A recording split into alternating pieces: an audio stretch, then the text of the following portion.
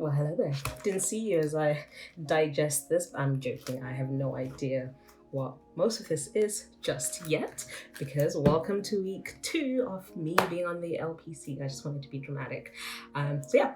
This is the second week of the LLM LPC that I'm doing before I start my training contract, and it's been the first week of official teaching. So last week was more an introduction from Clifford Chance and BPP, whereas this week was actually the full SGS sessions. So what I mean by that is small group sessions. Basically on the LPC, you have to do a lot of work up front. So that might involve watching a whole lecture or 2 or 3 for one seminar or a small tutorial group. So if you think of universities as lectures and tutorials, so the LPC is exclusively taught through those tutorials, and also self-study sessions as well at the same time for the less kind of stuff that requires a lecture, I guess, but that you can work through yourself using workbooks. So before you get to each SGS, you do have to do whatever it says on the tin. So let's say you might say read chapter 1, 2, and 3, and also watch the corresponding lecture. So I think what I've been doing that I found works, that saves time, is I actually watch the lecture while reading the chapter and then make any extra notes, because essentially the chapter is like a lecture handout but more meaty. So I found that works. In terms of making notes, I don't really make notes when I do this because it's covered so much in detail, and also I usually wait for the actual small group session to see what the lecturer signals as important. So I found so far this week that seems to work, but obviously I still need to do consolidation, and I will tell you, no one can prepare you for the volume of work on the actual LPC. I think it's a lot, I'm not gonna lie. But yeah, and in terms of highlighting stuff, so you do get permitted materials that you can take into the exam. Obviously this is one of them. You will see that I have written on the tabs, but you're not allowed to do that for the real exam. But the reason why I've done this is I've gone along in tutorials is so I know what to focus on, and they're color coded. So for example, I know the orange one was business law and practice session 2, so that when I go to consolidate, I immediately see what's important and what isn't. What else? So yeah, we had property law and practice, business law and practice, civil litigation, and practical legal research, writing skills, which has been fun. In terms of mindset, like I said, I'm not gonna lie, it is a lot being on the LPC, and it's quite easy to, let's say, spiral or panic at the amount of what they've done, but there does seem to be a lot of support from the firm itself and BPP. And in terms of practicing what I preach here, I've been trying to control my reaction to situations. So obviously I'm not going to say like I'm perfect all the time. There are days where I was just like, let me have a mini cry over, let's have a stress cry, and it helps. But it's also then not wallowing in that, and then remembering that I am lorrainechimbga. I can do this. I've done it once, I can do it again. I think the reason why it's daunting this time is like my dream is so close, and if I mess this up now at the last hurdle, I might not be able to be a lawyer. So it's not focusing on that, but instead it's actually going, hey, I've done this before, I've done harder.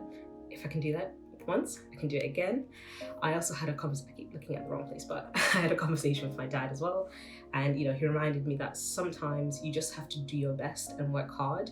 So, even if you fail, you'll know that you did your best. And he's right. I mean, obviously no one wants to talk about the big F word, but ultimately you put in 100% of your work and effort, and it does pay off. So that's what I'm focusing on. And another thing that I'm doing, give me a second while I get one I prepared earlier, is I have a gratitude jar. I don't know if you can see that. I got this idea of, well, I used to do it before, but I got reignited with this idea by Faustina from the Unicorn Project. So it's kind of like, well, I also had a prayer jar, because that's one of the things that I do for my mindset, I pray. But the gratitude jar is just a physical reminder on my desk that actually there are good things. You've been through this and you can do it again. So if ever I have a moment where I'm like, I pick one of these out that I've written before. So I write them as I go throughout the day or anytime something happens, and I pop them. Obviously there's not that many because it's only the beginning of 2021, but so far not too bad, they're in there. Give me a second. And another thing, my desk is like next here. I actually bought the diary that I bought last week again, because this one has more of a weekly vertical setup instead of horizontal, and it's cute because it's got 2-in-1 covers, so if you turn it over it's 2, and I like it. But like I said, it actually breaks down the day in terms of, I don't know if you can see that on the camera, into hours. And I think for the LPC in particular, this format really works. So I've started to plan next week. So orange is when I have my lectures. They're all 2 hours long. And then depending on how work goes this weekend, then I'll plan in everything else that I have to do. So today I was doing small group session 3.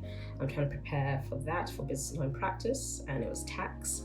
That's another thing about mindset. So I think it's very easy to write yourself off when you're doing something difficult. So for example, with tax, I'm always here like, oh my goodness, tax, numbers.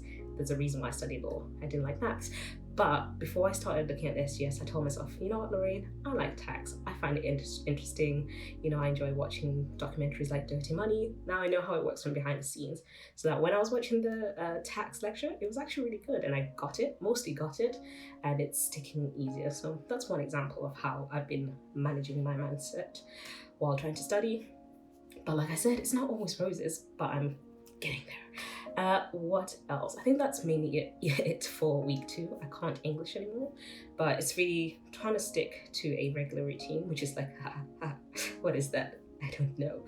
But finding joy in small things, such as rewatching Bridgerton for the 60th time. Yeah, I love it because it's like if the Regency period, Jane Austen and Gossip Girl had a baby, it will be Bridgerton. I absolutely love it. But anyways, I hope you guys are doing okay, and I will hopefully, if I have time, do another video next week on week 3. Enjoy your weekend.